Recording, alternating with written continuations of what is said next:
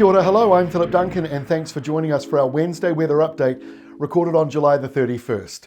Well, as we head into August, high pressure coming out of Australia, this one right here, is going to be the dominant feature. It's already spreading all the way out to the Chatham Islands, and that's tilting the airflow in. That's why we've got a southeasterly blowing through the central part of the country, and low pressure just off the west coast of the North Island. Now, as this high pressure zone expands over the South Island, it will nudge that low pressure zone to the north of the country. That will still drive in mild weather for the very north, but the colder, more wintry change, that is heading up to about Waikato, Bay of Plenty, Auckland area, and that's where it kind of fades out. You'll see that in a moment. But let's get into the frosts, because frosts are going to be the main feature of the next few days and nights ahead.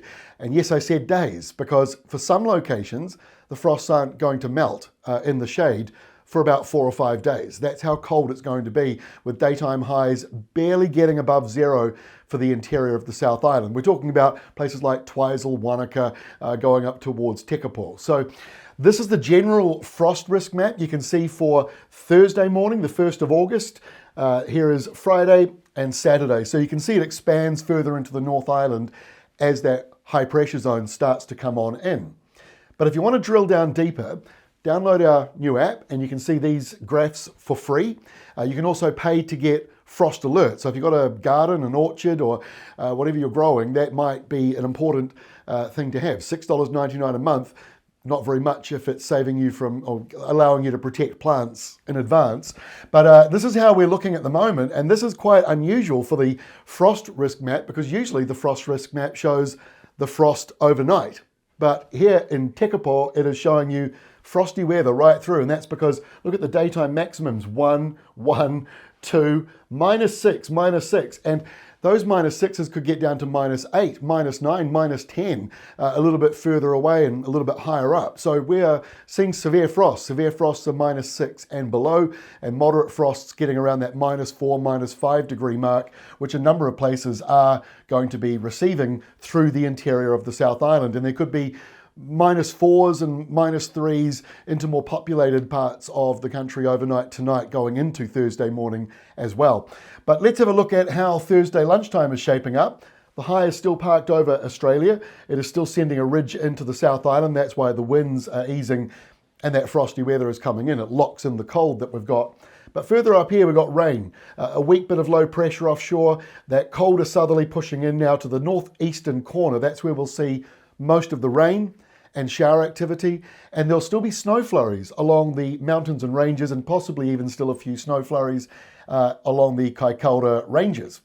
Going into Friday, those showers taper off even more so in the east. Still have a few, and potentially still a few light, very light snow flurries at the very tops of the mountains and ranges. But the low pressure zone up here is still pulling down subtropical airflow. So if you're in the far north and Northland, it won't be as cold as it will be going down towards Auckland, and then even colder once you're getting down to Waikato, Bay of Plenty, southwards, south of that blue line. And that blue line means that the cold change isn't just on the surface of the planet, it's taken a big bite out of the atmosphere. So it's a decent cold southerly, as you well know, when we're talking about -6 to -10 degrees into the South Island's interior. Saturday, low pressure remains up here to the north, still has that subtropical theme to it. The cold air still is around, sinking a little bit further down now, and high pressure starting to roll on in. That's why you're seeing frosty weather further into the North Island. By Sunday, still got wet weather and showers around the far north and the northern part of Northland.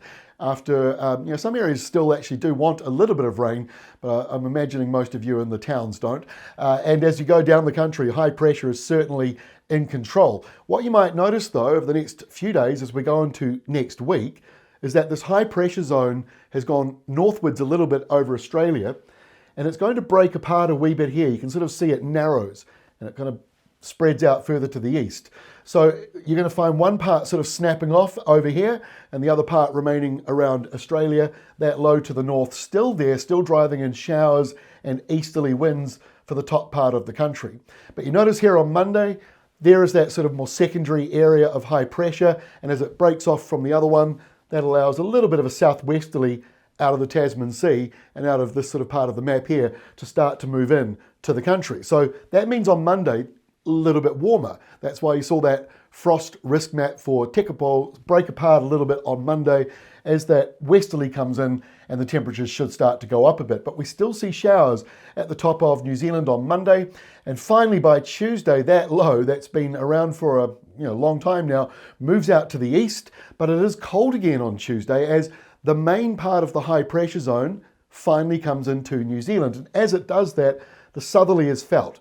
So it will be colder in Auckland and Northland, but it will be drier as a result of that southerly change blowing away any showers. And at the other end of the country, it gets warmer because the westerly wind starts to kick back in.